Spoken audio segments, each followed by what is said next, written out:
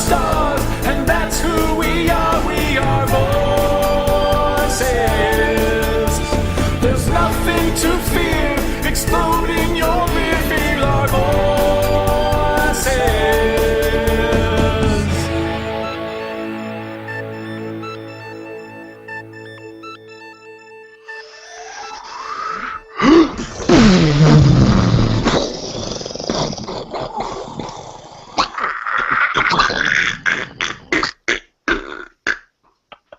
Hey guys.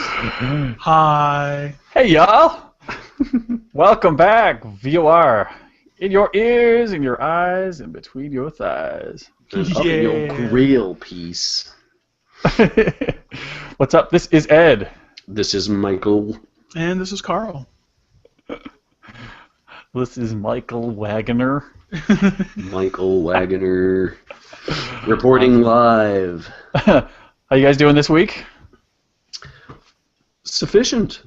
I'm doing pretty good. I've avoided getting sick this week just by having a whole house full of it, so I'm feeling pretty good. Cool. Oh, everyone in your family's been sick, so you've now got like the immunity? Yeah, I'm hoping. I'm hoping that's the case. Yeah. Knock on that wood, brother.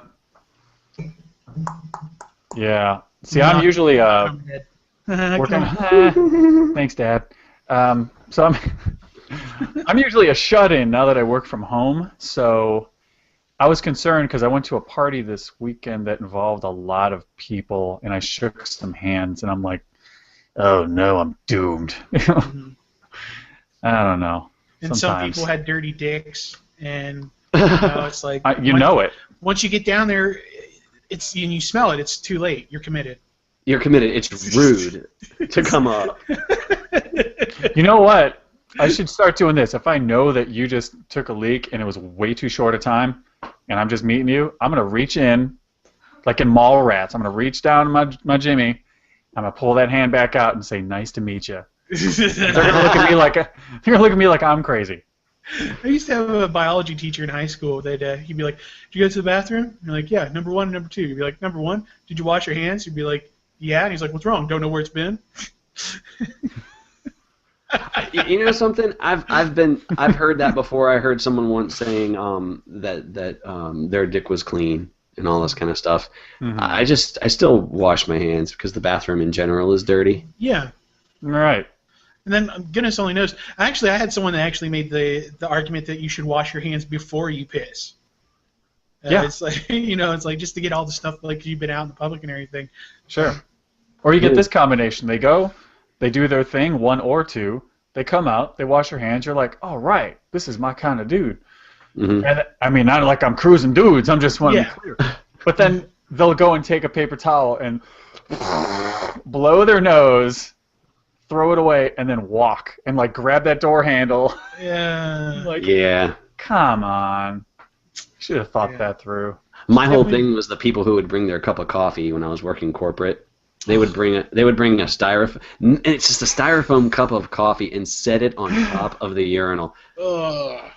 Well, Really, man? that doesn't bother me as much as, because I mean, if it's my coffee, I've done that. All right, I'll come out and say it. I've done that. If I'm going to a meeting, I'll bring my cup, I'll bring my tumbler, but it's right in front of me. I'm taking it with me.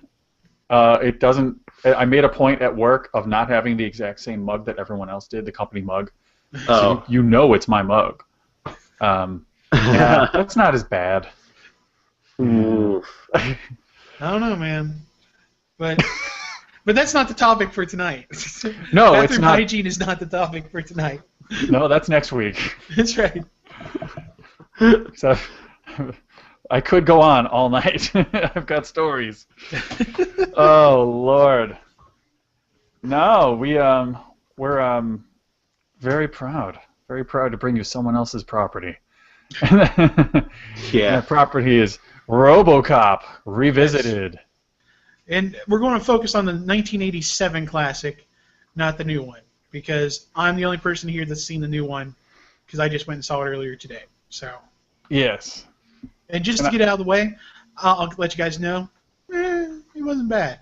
It was pretty unremarkable. It didn't have the biting satirical edge. It didn't have that bite to it that the 1980s one had, Mm. and a lot of ham-handed like attempts to try to get emotion and human feels. And they didn't realize I'm a cynical, dead inside asshole. So I was like, Well, the movie's not for you.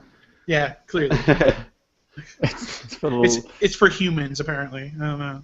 Well, what's funny is that you can look back at a lot of entertainment from that time, and we can get into this. Should we get into this now or later?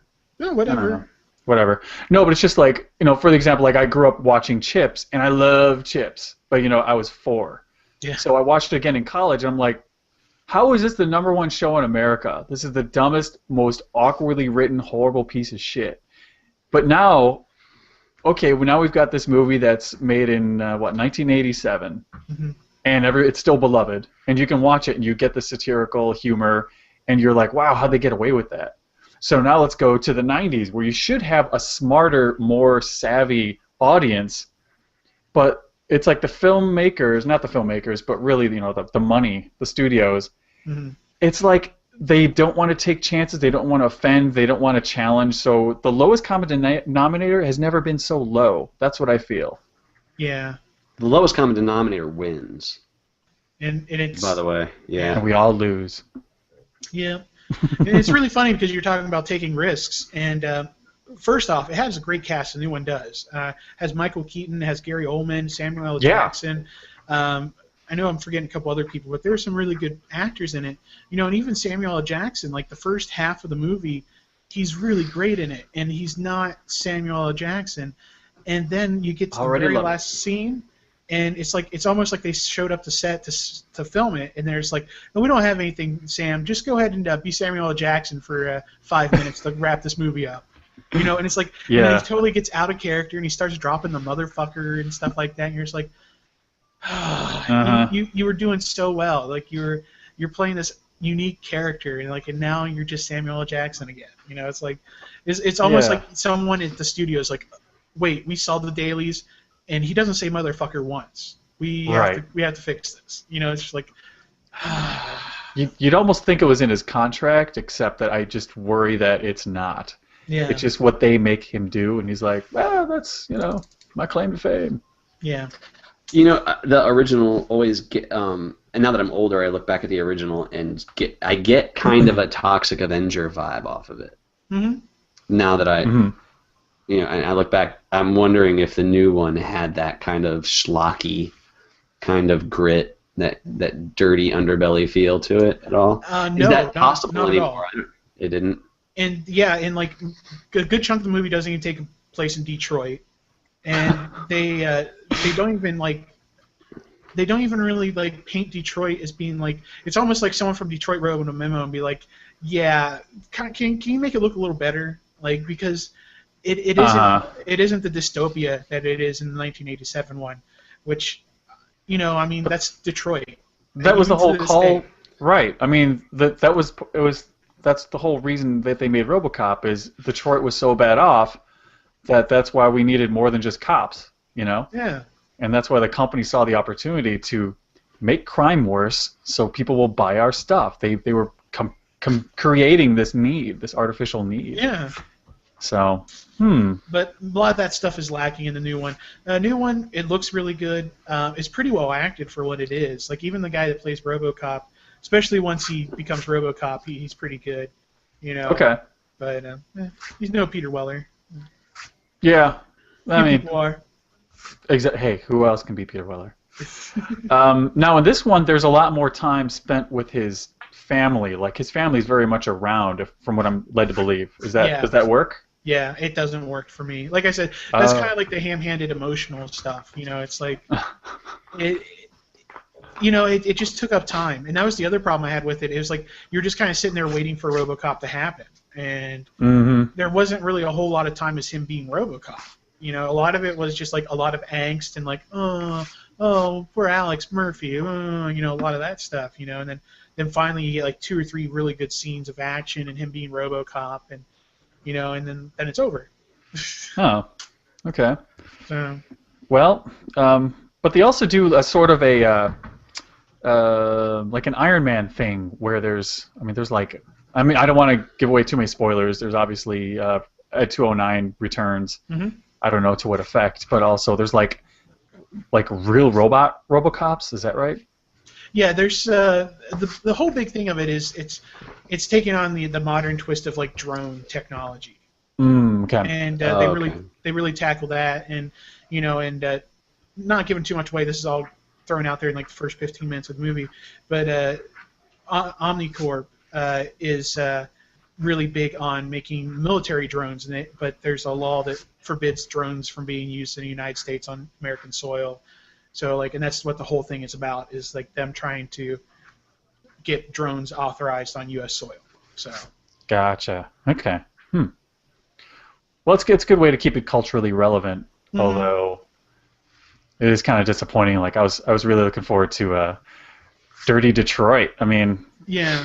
I mean, maybe it is like they didn't want to upset Detroit because it's pretty bad now. Yeah. And in this one, it's a lot more global, whereas like Robocop was definitely like an American story, ironically told by a guy that's not a Native American, and like natural, that came out wrong. Verhoeven.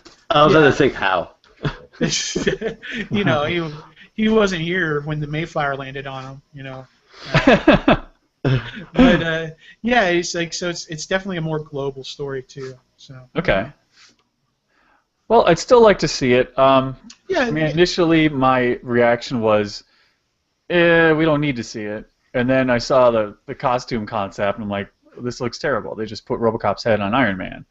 And then they actually made that suit. I'm like, well, I have no interest in this movie at all. And then I saw that they had the old Robocop colors. I was hopeful. And I heard Michael Keaton, Robocop colors. I'm like, good. They changed their mind. They got Michael Keaton. And then I saw the trailer and was immediately just disappointed and swore the whole thing off. But, I'd still check it out. It still looks fun. Don't bust your ass to go see it, but if it's on at the discount theater, or if it's on TV or something, check it out. It's worth a watch. I mean, but I'm not going to run out to buy it on Blu-ray or anything. Okay. I can tell you the toys are garbage. Are they looking bad already?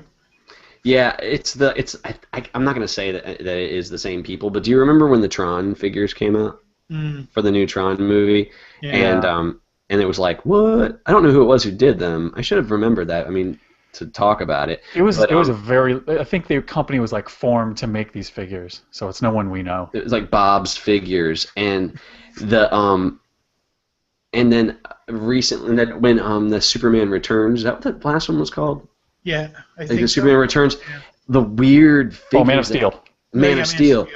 Yeah, when the figures that came out for that film were like, they're garbage. all for like, it's like they're for 4-year-olds or they're complete trash. Yeah. And then I didn't realize the figures were out yet, and I was walking through a Toys R Us and saw the new RoboCop, and from far away it looked cool because the logo looked slick, and then they're very like a brick with little arms and legs, and there's no articulation, and they even had from day one, and this was like 3 or 4 weeks ago, they had the black and the silver. So you know that at some point he goes through a change in the film. Right. Yeah. Okay. Well, it's really funny because articulation overall on toys, they seem to be going down instead of up. About 5 years ago, we had a lot of like a big push for articulation and stuff, and now everything's just kind of getting like back to the old Hasbro Star Wars, like 5 points of articulation thing. So. Yeah, it's a really weird trend, and I mean that's a whole nother show. I've got mixed feelings about it, but yeah, it's just interesting. I don't know. Yeah, the trend is 3 3/4. We're going back to 3 3/4. Yeah. Oh, definitely, and that's fine. Yeah. I mean, you can fit RoboCop in one of your TIE fighters, and that's a whole new universe of fun right there. Yay! That's a YouTube video all of its own. Word. What if? Maybe there's a deconstructionist sort of mentality going around, and it's trying to pull things back so that kids have that old school level of imagination, because they're noticing that kids are kind of, in general, kind of coming out sterile. Could be. Kids are coming out sterile? You know what I mean? Overpopulation is taking care of itself. In terms of imagination. Yeah. Finally.